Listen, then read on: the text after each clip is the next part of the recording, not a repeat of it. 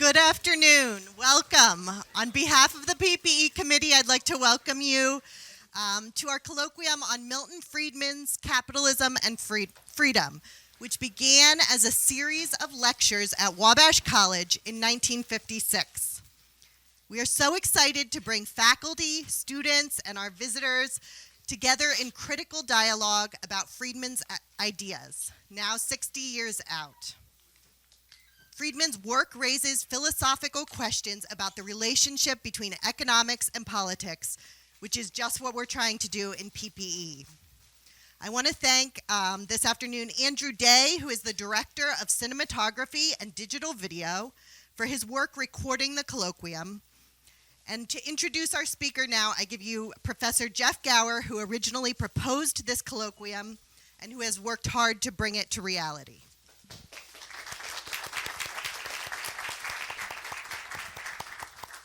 Thank you, Professor McCrary, and thank you all for coming out this afternoon.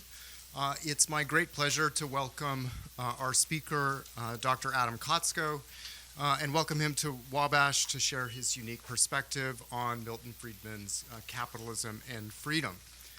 Dr. Kotsko is the author of many books and articles that address the central core concerns of Friedman's book, and his work has influenced my own thinking on these issues considerably. As a translator of many books by Giorgio Agamben, the Italian philosopher, and as the author of the recently published Agamben's Philosophical Trajectory, Dr. Kotsko has made one of the most important and provocative philosophical voices accessible to an English readership.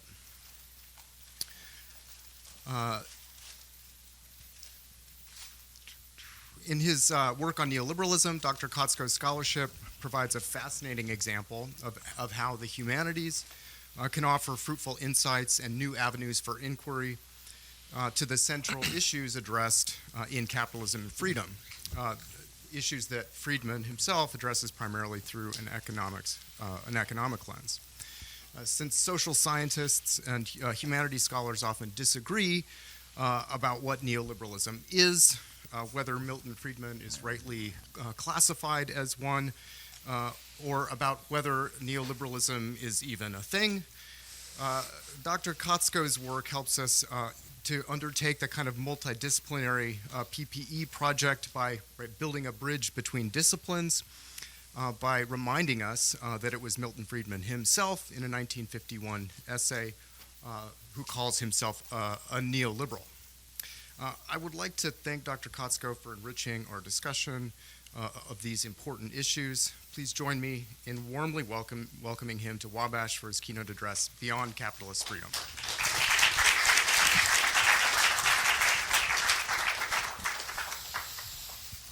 All right. Thank you, Jeff, for that generous introduction and for the invitation to this really unique event on the 60th anniversary of Milton Friedman's Capitalism and Freedom. To those with any familiarity with my work, it will be immediately obvious that I was invited to provide the more critical perspective. And my critique is grounded primarily in the concrete effects of his ideas in the world.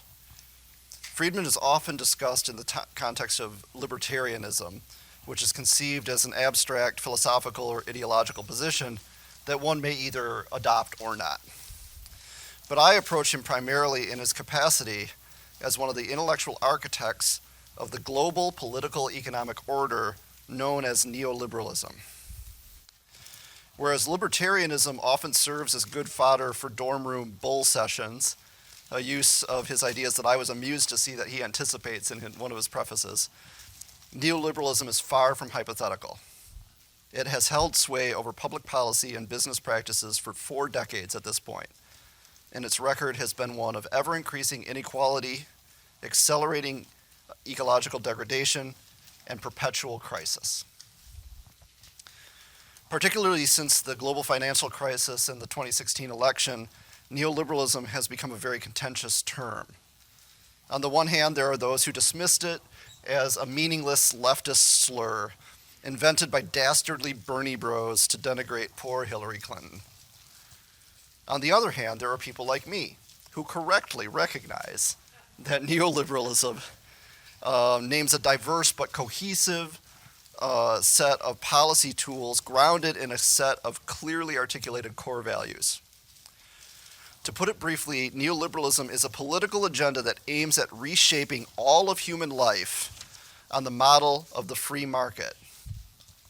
And it justifies itself in doing this with the claim that the market is the social institution where human freedom can be most fully expressed. Neoliberalism is liberal for the exact reasons that Friedman so clearly expresses in Capitalism and Freedom, where he insists on reclaiming the original 19th century meaning of the term to designate laissez-faire free market capitalism. I agree with Friedman on very little, but I do concede that this usage of the word liberal is more informative and precise than the confusing American tendency to label anything the Democrats happen to be doing as liberal. And neoliberalism is neo because the original consensus in favor of classical 19th century liberalism had evaporated by the time Friedman was writing. Hence, liberal ideas had to be reasserted under new circumstances, which necessarily required some updating.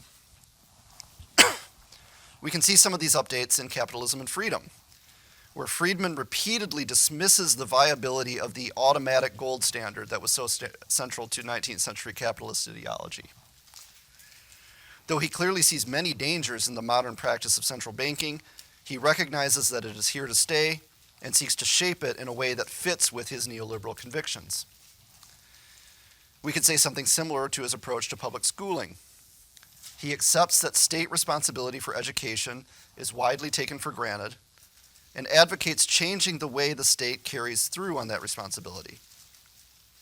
In place of direct provision of education by the state, a collectivist solution that squelches individual choice, he proposes a school voucher system that will allow parents to educate their children in the way they see fit. This amounts to denationalizing the primary and secondary education sectors, replacing state-run schools with a state-subsidized competitive marketplace. Surely no classical liberal would have invented the school voucher system from scratch, but given the reality that people now expect the state to provide for education, the liberal must apply his convictions in a new way. In other words, the classical liberal must become a neoliberal under the conditions of the post-war consensus. The shift from classical liberalism to neoliberalism is more than simply a strategic adaptation to a changed reality, however. It also involves a subtle but crucial shift in perspective. The original 19th century free market system came together as the result of a largely unplanned series of events. It wasn't simply a matter of the state getting out of the way and letting the market do its work. In fact, Karl Polanyi forcefully demonstrates in his book, The Great Transformation, that the creation of free markets required a lot of state intervention. At the same time, though, no one had a blueprint that they were following. As Friedman's fellow neoliberal Hayek puts it in The Use of Knowledge on Society, the market, quote, evolved without design. By contrast, neoliberals very much did have a blueprint. And the historical experience of the collapse of the 19th century free market consensus showed them that there was nothing inevitable or automatic about the market. For the neoliberal, the market has to be built and cultivated and supported, from the highest level of government down to the convictions of the individual soul. In other words, neoliberalism is a conscious project in a way that classical liberalism was not and really could not be. In the Western countries, it was a project that was carried out with at least some degree of popular consent. This is particularly true in the US and the UK, where Reagan and Thatcher enjoyed significant popular mandates to carry out neoliberal reforms. Subsequently, as most mainstream parties, like the Democrats under Clinton or Labor under Blair, adopted broadly neoliberal approaches, the system's claim to popular consent was less convincing. You couldn't vote against it, basically. But there was still voting taking place. In other parts of the world, however, the neoliberal project was imposed by force. The most infamous case is, of course, Augusto Pinochet's military junta in Chile, which carried out a campaign of state terror in order to break resistance to neoliberal reforms, developed in direct consultation with Milton Friedman and his academic acolytes at the University of Chicago.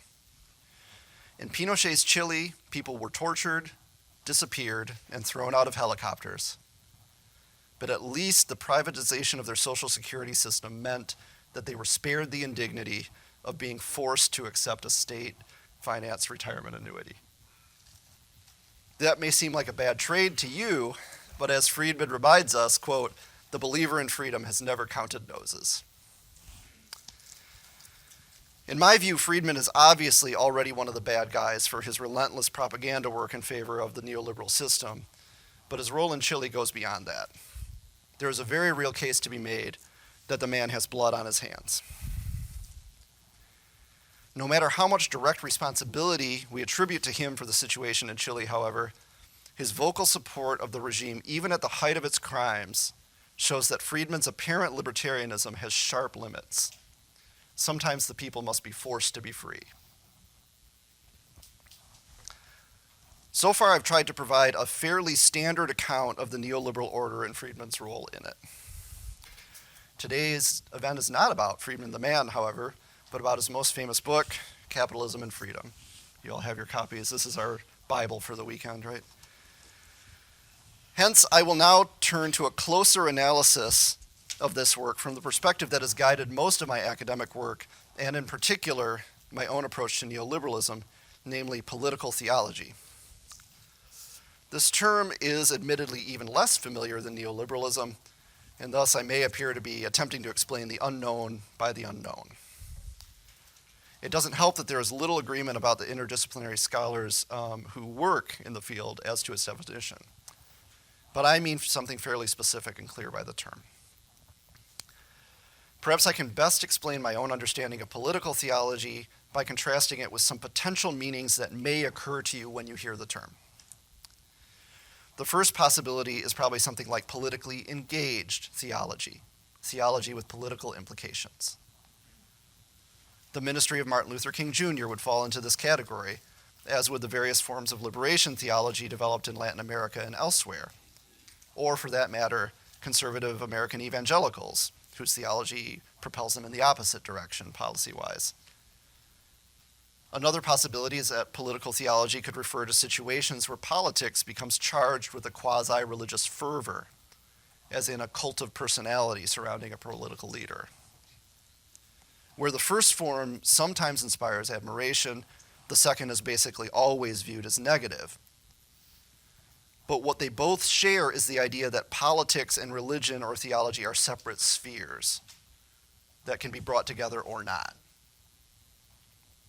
My view of political theology rejects that premise. I view it as an interdisciplinary methodology that studies political and religious phenomena, starting from the assumption that politics and theology are two ways of approaching the same basic thing. From this perspective, the first two potential definitions are knocking on an open door. All theology is politically engaged theology because all theology is about how we're supposed to live in community with each other. And all politics is theological in the sense of inspiring loyalty that cannot be rationally accounted for. To see how this works, we need to take a step back and define both politics and theology a little bit more broadly than we normally do. By politics, I mean more than the context between Republicans and Democrats, which is what we normally call politics. In my view, politics refers to any type of power structures, which includes the power structures of the economy, the family, the classroom, even the lecture hall. In a way, I'm asserting power over you right now by talking and demanding your silence or something. By theology, I mean more than a reflection on a particular entity named God. In my view, theology refers to any reflection on what the theologian Paul Tillich calls ultimate concerns, values or priorities that shape our lives so profoundly that we view them as unquestionable. Defined in this broader way, we can see why politics and theology necessarily go together. All politics at least claims to reflect some broader values that the society agrees upon. And all forms of theology, whether monotheistic or secular, puts forward values that have implications for the way we live. One way to encapsulate my idea of political theology is to say it's the study of systems of legitimacy. Political leaders and institutions cannot rule by sheer force. They require some level of consent, some recognition that they have a right to govern our lives, even if it's only the recognition that they are the strongest and force decides. And this means that every political order is vulnerable to dispute, instability, and even dissolution when the gap between its results and its stated goals becomes too great. This vulnerability is perhaps most obvious in the case of an order founded on strength. If a stronger person comes along, the former ruler is out of luck. Most political orders have more sophisticated values, though, which generate greater buy-in among the public and provide plausible deniabilities for the system's failures. For instance, in mainstream US discourse, the founders are revered as wise and far-seeing statesmen whose insight far exceeds that of later generations. Hence, if the constitutional order is delivering what we take to be harmful or perverse results, we can always find someone who's willing to say that the result is good simply because it reflects what the founders wanted. Surely the guidance of such brilliant men trumps our short-sighted petty concerns. When a society is experiencing stability and consensus, the power structures and theological values will tend to correspond and reinforce each other. In such situations, it may become difficult to draw a clear line between the political and theological elements of the system, as in my example, where the institutional arrangements laid out in the Constitution take on a quasi-theological loyalty in their own right. This cross-fertilization between the political and theological realms means that concepts have a tendency to migrate from one area to the other over time, so that what was a theological value in one era becomes a political structure in another. The classic example in the field of political theology is the early modern concept of political sovereignty, which is a kind of secularization of medieval concepts of divine sovereignty. God's miraculous ability to suspend natural law and cause miracles is translated into the king's ability to suspend the law. A theological ideal becomes a concrete practice of government. In practice, then, political theology, as I understand it, takes two forms. The first is the study of the relationship between political institutions and their guiding theological values in a given time and place at the same time. The second is the study of the migration of concepts between the political and theological side of the system over time. And so in the remaining portion of my lecture, I'm going to approach Friedman's book from these two perspectives in turn. I'm going to treat it as like a blueprint for an ideal society. And I will first discuss the ways that his political and theological preferences mutually reinforce each other and allow him to fend off potential critiques. I will then draw parallels between Friedman's views and a certain theological legacy that other scholarship in political theology has shown to be foundational for the modern ideas of the invisible hand of the market. Central to both facets of this investigation will be the value of freedom. And hence I will conclude by asking whether there are alternatives to Friedman's view of freedom, or whether, more radically, we need to find ways to get beyond the value of freedom and construct our new values to underwrite our life together. And so for those of you keeping score at home, I just did my thesis statement and preview of my argument like a third of the way through my talk. Do not imitate this when you're writing your papers. Okay. So if we ask what's political and what's theological in Milton Friedman's political theology, the answer is simple. It's right there in the title. Capitalism and freedom. The power structure that Friedman prefers is one in which the capitalist market takes the lead, and the unquestioned or theological value motivating his choice is the value of freedom. Defining capitalism as the political side of Friedman's ideal social order may seem strange, given that he constantly claims that one of the benefits of his market-centric society is that it excludes politics as we normally understand it. Elected authorities and democratic majorities play a very minimal role in his neoliberal utopia, where they figure alternately as bumbling fools or as potential Hitlers. But this very rejection of what he calls politics is motivated by questions of the distribution of resources and power, above all, decision-making power. This nexus of power and resources is what Friedman calls the economy. And he presents the management of the economy as virtually the sole political question. As he puts it in the first chapter, long quote, "There are only two ways of coordinating the economic activities of millions. One is central direction involving the use of coercion, the technique of the army and of the modern totalitarian state. The other is voluntary cooperation of individuals, the technique of the marketplace," end quote. What's more, maintaining the lack of coercion in the marketplace is automatic, requiring no coercion to enforce its norm of non-coercion. This is because, quote, "no exchange will take place unless both parties benefit from it. Cooperation is thereby achieved without coercion, impersonally, and without centralized authority," end quote. By contrast, what Friedman calls a political decision always represents some particular interest that must be asserted over against other people's desires. Hence, it always involves some element of coercion, which puts us at least a step or two down the road to the gulag. If we ask what Friedman means by freedom, then the answer is, first of all, freedom from coercion. This negative freedom, or freedom from, in turn opens up realms of positive freedom, or freedom to. Under the reign of the market, we are all free, and here are some examples for Friedman's text. We are free to choose where we go on vacation, to propagandize in favor of crank ideas, to choose whether to save for retirement or squander our money right now, to invest in our children's human capital as we see fit, to choose the color of our tie and the color of our employees. Yikes. Surely some of you recognize that one of these things is not like the others. Friedman, of course, anticipates the objection, and his response illustrates his strategy for shoring up the legitimacy of his liberal utopia in the face of apparently perverse results. After defining racism rather reductively as a kind of irrational aesthetic preference to exclude people of a certain race, his first step is to clarify exactly what is at stake in a white employer's refusal to hire a black worker. In Friedman's view, we need to distinguish between, quote, two very different types of harm.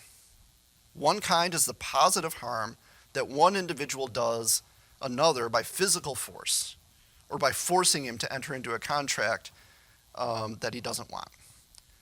The second kind is the negative harm that occurs when two individuals are unable to find mutually acceptable contracts, end quote. These two types of harm mandate two different approaches. Quote, "There is a strong case for using government to prevent one person from imposing positive harm," which is to say, to prevent coercion. "There is no case whatsoever for using government to avoid the negative kind of harm." And the scare quotes are in the original. By the end of the sentence, the harm that the black man suffers in being unable to find suitable employment has been demoted to a scare-quoted false kind of harm. The real harm would be to make someone hire a worker he doesn't want to hire, no matter what the reason for his preference. And indeed, those seeking to redress the supposed harm done to the unemployed black man should be careful what they wish for, because, quote, "the Hitler-Nuremberg laws and the laws in the southern states imposing special disabilities on Negroes are both examples of laws similar in principle," end quote, "to non-discrimination laws, insofar as they mandate differential treatment by race." So as regrettable as it may be that the economic potential of black workers is not being fully taken advantage of, all we can do is, quote, "to seek to persuade racists that their tastes are bad and that they should change their views and their behavior, not to use coercive power to enforce my tastes and my attitudes on others," end quote. In the long term, if we do this, we can trust that the market will eventually nudge them away from their economically irrational preferences to be racist. I assume there are relatively few who will find Friedman's solution to the problem of discrimination convincing today. From a contemporary perspective, it seems obviously simplistic and even willfully obtuse. The temptation when reading weak passages like this is always to dismiss them as an outlier, as a poor application of the great man's ideas. Such a strategy is not available here, because the argumentative pattern he applies to discrimination is absolutely omnipresent throughout the book. When confronted with the possibility of responding to a problem that requires means other than free choice in the market, Friedman always has three partially overlapping, partially contradictory responses. First, he's going to claim it's not a problem at all. In fact, sometimes, as in his discussion of wealth inequality or monopoly, he will deny that the problem can even be meaningfully defined or measured in the first place. Second, he will assert that the attempt to address it through political means will only create greater harm. Often Hitler or the USSR are invoked at this point.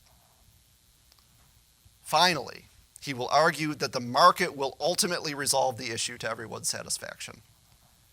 So it's not a problem. The real problem is trying to do something about it, and the market will solve the problem. I would gently suggest that not all three of these claims can be true at the same time. It reminds me of nothing so much as Freud's famous example of the borrowed kettle. When the borrower returns a damaged kettle to his neighbor, he attempts to defend himself with the following three arguments. He returned the kettle undamaged. The kettle was already damaged when he borrowed it, and he never borrowed a kettle in the first place. Freud is trying to illustrate the paradoxical nature of dreams with this example, where contradictory elements seamlessly coexist. It would be easy to dismiss Friedman's similar rhetoric as an indulgence in empty dreams, but from his perspective, it's the attempt to act outside the structures of the market that are the real fantasy and the real contradiction. Any problem that the market allows to exist must not be a problem in the strong sense. And hence the attempt to solve it through coercive, non-market means is both dangerous and strangely self-undermining, because the market will always win in the end. And why will the market win? Because it represents, quote, one of the strongest and most creative forces known to man, the attempt by millions of individuals to promote their own interests, to live their lives by their own values. Stated in that way, market freedom sounds pretty good. But it is ultimately a strange and narrow kind of freedom. Individuals and families have the ability to choose their own destiny, but only if they resign themselves to the impossibility and undesirability of large-scale, intentional social change.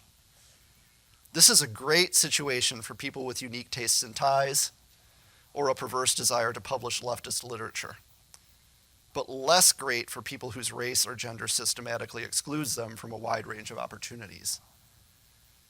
However unfortunate the latter situation is for those suffering under it, though, the alternative of attempting to solve it is always worse because it undercuts the unquestionable axiom of individuals' freedom. Strangely, though, at the same time that Friedman enshrines individual choice as his ultimate concern, on the social level, he repeatedly extols the virtue of avoiding any conscious human agency or decision-making. The market may be made up of all our personal strivings, but its results appear to us as strangely impersonal, almost mechanical. Again and again, when proposing the ideal policy regime, Friedman will recommend a system that cuts out any human discretion so that the market outcome can simply happen automatically. For instance, when discussing an ideal system of international trade, he refers not to the expression of human preferences and values, but to indisputable mathematical truths. Quote, arithmetic is arithmetic, and one man's purchase is another man's sale, he reminds us.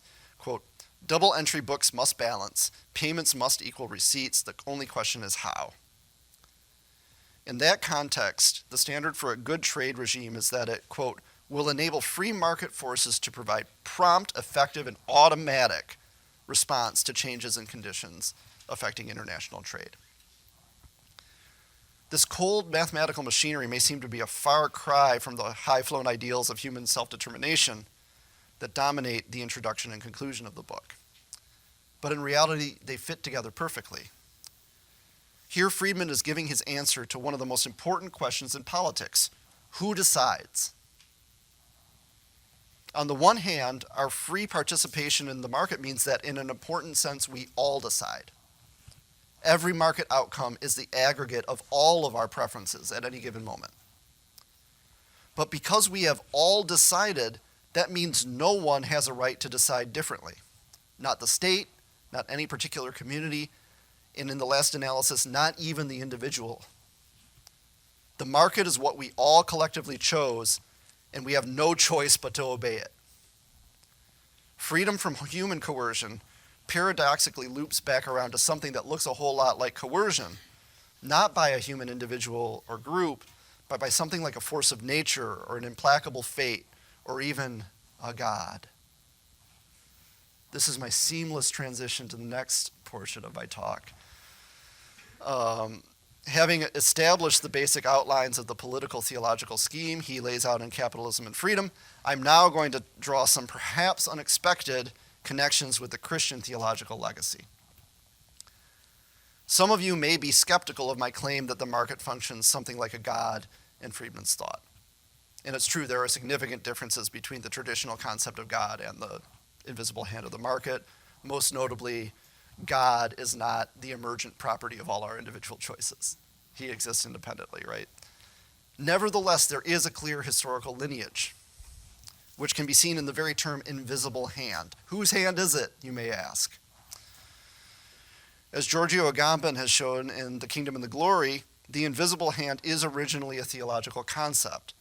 Again and again, when theologians try to explain the way God governs his creation, they turn to the metaphor of a hand. In the early church fathers, for instance, the Son and the Holy Spirit were referred to as God's two hands, which allow him to interact with the created world and manipulate earthly events. Except for rare circumstances like miraculous signs or the incarnation of Christ, God's action in the world cannot be directly discerned, but he still is manipulating events with his hands, benevolently and for our good.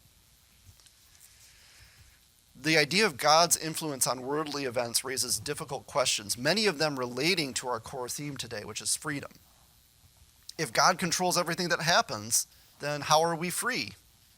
If we're not free, then why are we held responsible for our decisions? This is a problem that the mainstream Christian tradition has never fully solved, and it remains a major point of debate to this day. You may have had one of these dorm room bull sessions about it, in fact. In the last analysis, most mainstream Western theologians from Augustine through Luther and Calvin opted for something like predestination, but they couldn't let go of the idea that we're still free, too. The most common attempt to square this circle has been the idea that God indirectly controls events through our free choices. God foreknows what we are going to do, and he's able to anticipate and respond to our free choices in a way that brings about a better overall outcome in the end, even if we're choosing badly. This doctrine has the benefit that it also responds to the other major objection against the idea of total divine control of the world, namely the fact that evil and injustice occur. On the one hand, it gives God plausible deniability, because the ultimate source of evil is not the divine will, but our will, our creaturely will. Evil is either caused directly by us or comes about as a righteous punishment of our deeds.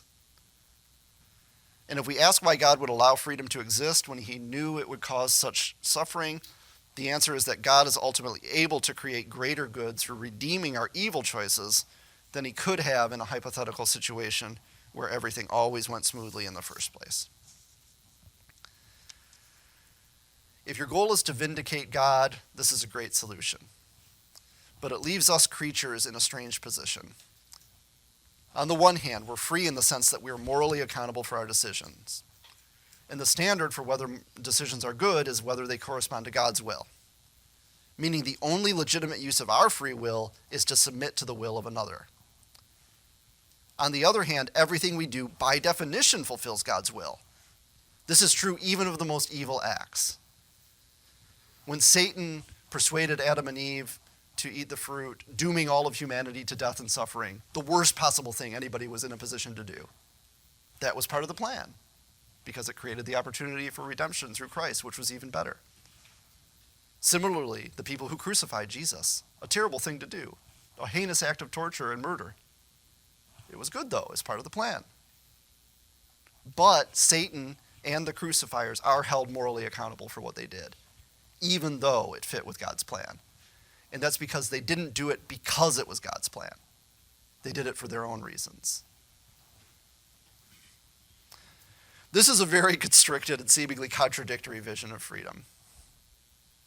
We associate freedom with spontaneity and self-determination, but in this theological view, anything we spontaneously want for our own motives is illegitimate. The only thing we're allowed to want is what God wants for us. If we nonetheless choose to follow our own selfish desires, they will backfire and God will get his way anyway. That means we cannot effectively pursue our own desires, cannot ever achieve what we choose, because in the long run, God will force us into conformity with his plan. Outside of voluntary conformity to God's will, we enter into the realm of coercion, also by God. We're only truly free if we give up our freedom in unconditional obedience to God, which is to say, we have freedom on the condition that we never use it. I would suggest that there is more than a passing resemblance between this theological doctrine and Friedman's broken kettle logic of the relation between freedom and the market. This is not to say that they're identical or equally undesirable. In many ways, Friedman's market is an improvement on the traditional God, because it doesn't demand obedience to an outside authority. At the end of the day, we're obeying each other, ourselves, taken collectively. And we really are able to pursue our own individual choices. We really can choose the color of our own tie. It's not part of some secret agenda.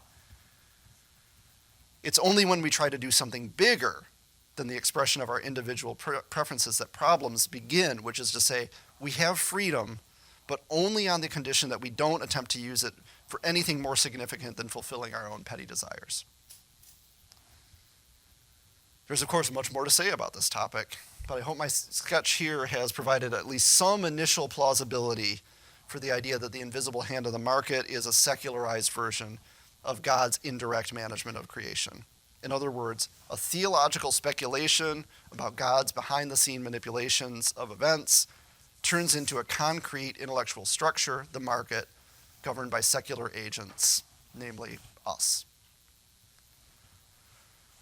And I want to be clear, I don't think it's a problem that the market is a secularization of the theological concept.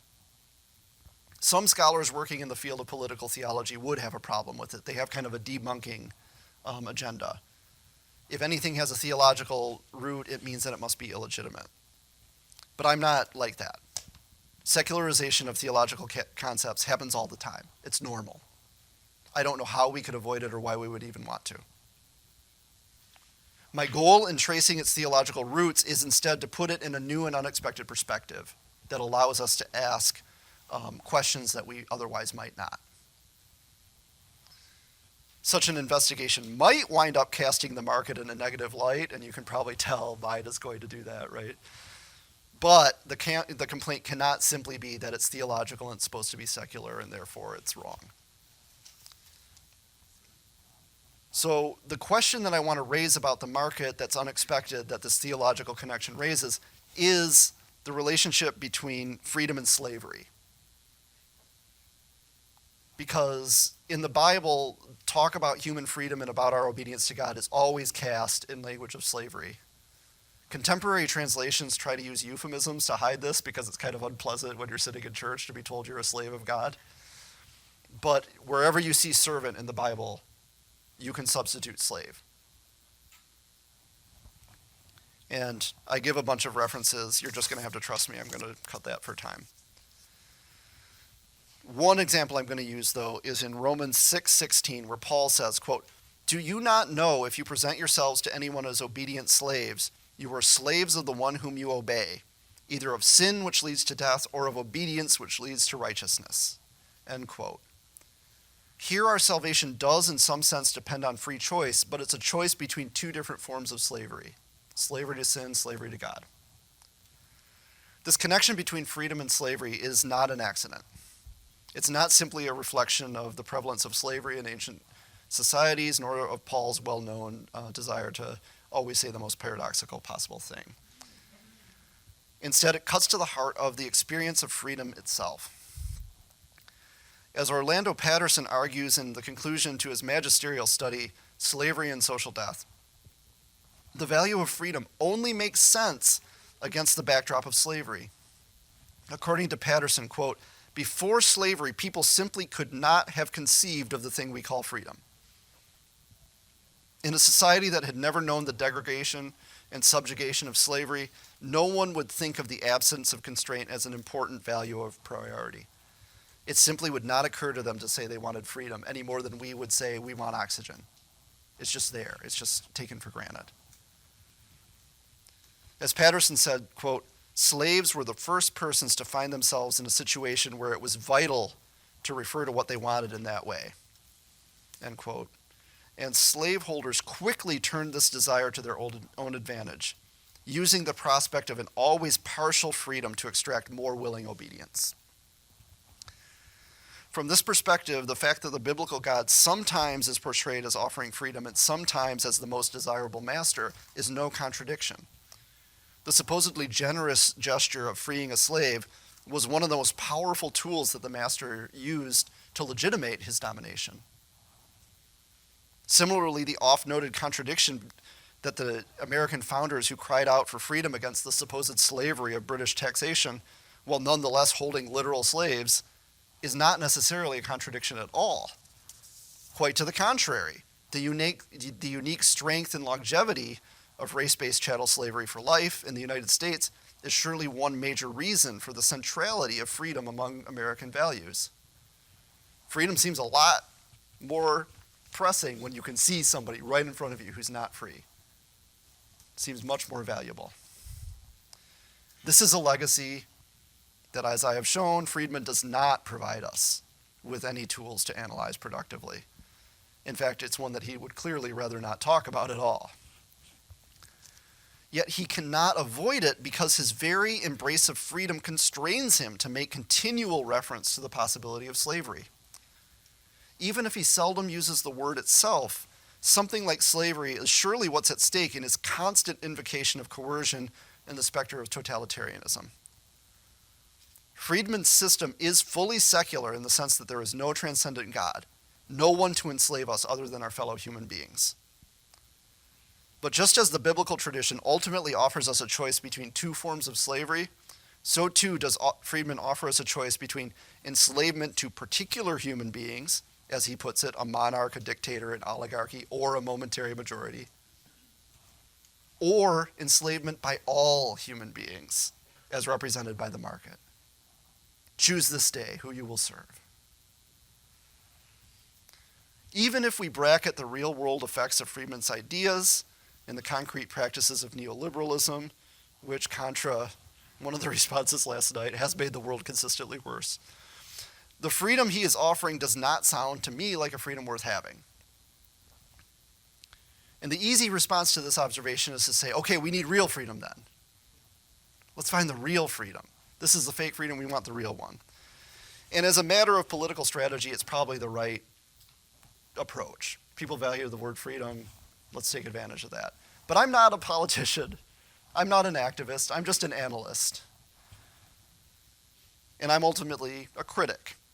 And so I want to conclude by suggesting there are good reasons to ask whether there could be a good version of freedom that escapes the shadow of slavery. My guide here again is Patterson, who closes his massive study by pointing out that his exhaustive investigation of all known forms of slavery has been haunted by the ghost of freedom. To quote his conclusion at some length, quote, beyond the socio-historical findings is the unsettling discovery that an ideal cherished in the West beyond all others emerged as a necessary consequence of the degradation of slavery and the effort to negate it. The first men and women to struggle for freedom, the first to think of themselves as free in the only meaningful sense of the term, were freedmen. And without slavery, there would have been no freedmen. We arrive then at a strange and bewildering enigma. Are we to esteem slavery for what it has wrought, or must we challenge our conception of freedom and the value we place upon it?" End quote. The first step towards responding to Patterson's challenge is to ask what the enslaved wanted freedom for. Yes, they wanted some sort of escape from domination, from arbitrary violence, from all the experiences that make slavery such a visceral horror. But more than that, they wanted a freedom to make connections. In Patterson's account, slavery is defined as a form of social death, a radical disconnection from social status and kinship networks. Freedom allows former slaves to form a family that's not just a de facto arrangement, but that is recognized by society, to build their own reputation and to defend their own honor, to be part of society where previously they were socially dead. In other words, they wanted what all human beings initially have. And we must not fall for the ruse of the master's benevolence in supposedly granting them those things, because the master is the one who took it away in the first place. Once we recognize that the master's role is solely negative, then, I would suggest it makes no inherent sense to refer to this birthright in terms of freedom. We do not choose our families, our place of birth, or our initial communities. We do not choose who we are drawn to become friends with. We do not choose to fall in love. We do not choose when we conceive or give birth, nor do we choose who our children will be. We do collaborate in these relationships, and sometimes, unfortunately, we need to escape them. But it surely is reductive to think that all of these relationships that give our lives the most meaning, that these are the result of free choice. Indeed, taken to an extreme, an insistence on freedom is more than simply an extrinsic side effect of slavery, but it becomes a perversely freely chosen echo of the social isolation and alienation that slavery imposes on its victims. We choose to be socially dead by insisting on our freedom, by insisting on being detached individuals. So rather than the assertion of our freedom, I'd like to suggest that our life together should be guided by the kinds of things that make life worth living positively: relationship, recognition, security, creativity. If we seek first all these good things, then surely freedom in the sense of absence of arbitrary coercion will be added to us as well. By the same token, any freedom that prevents us from seeking those good things is not a freedom worth having. In any case, freedom can't be our end in itself, our ultimate concern, because freedom is a mere absence and a lack. It's nothing at all. It is not for freedom that slaves sought to be free, but that they might have life and have it more abundantly. Thank you.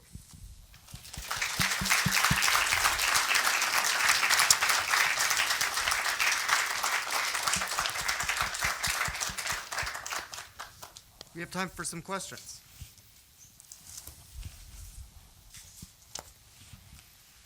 So you argue that we're all slaves to the market, basically. So, and that we have no other choice than to be slaves to that market, because that's kind of what everybody's agreed to.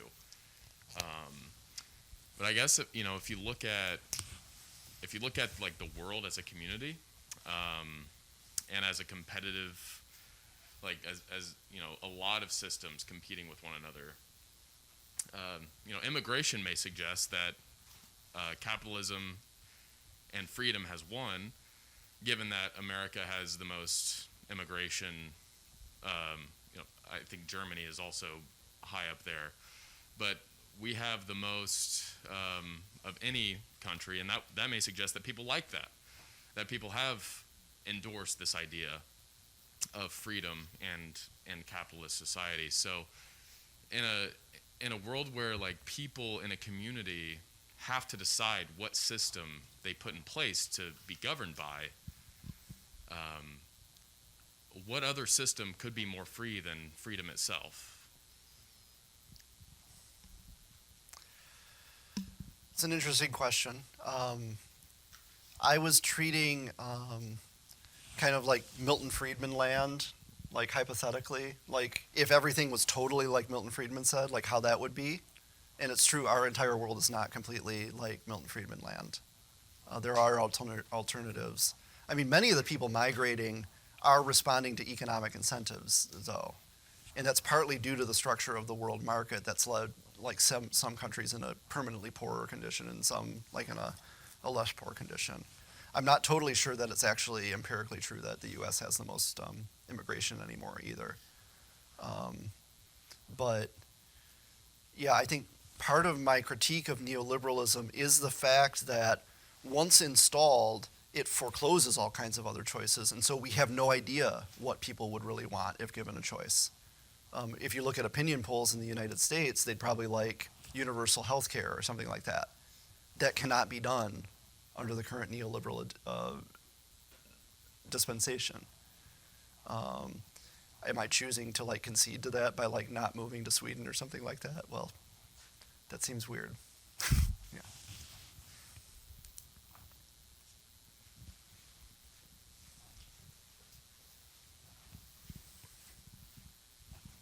So I guess I want to say one thing and then ask one thing. To my students in the audience, I will say he pointed out that maybe you shouldn't wait till a third of your way into your college to give the thesis, but you should notice that he had one, right? and if you enjoyed and followed his talk as well and as much as I did, that's probably part of the reason why. So yeah.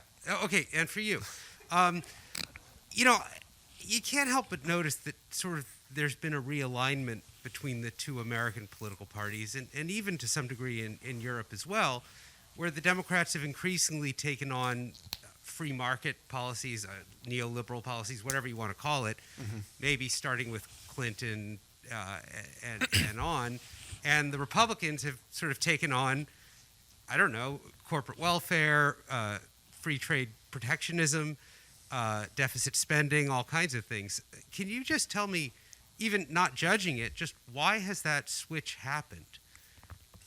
It's a little bit off topic from your talk, but you've thought a lot about this, and I can't make heads or tails of it. I'm wondering if you could help us. I think what happened, like the classical examples would be the U.S. and the U.K. under Reagan and Thatcher. And what happened is like the initial shock of the neoliberal like policy shift created material changes in the economy and in the bargaining power of workers and the role of workers in corporations and the structure of public spending and things like this, that basically like during the post-war consensus, both of the parties were operating within the same basic playing field. And Reagan and Thatcher came in and just boom, changed the playing field. And suddenly, like, the Democrats are playing catch up. And they can't rely on the old techniques that worked when unions were strong, when there was robust, public spending, that kind of thing. I think that changing the economy along neoliberal lines makes it so that options politically get progressively, like, more and more closed down, at least to the left of the political spectrum. On the right, it seems like they flourish and become ever more creative and effervescent. Does that make sense?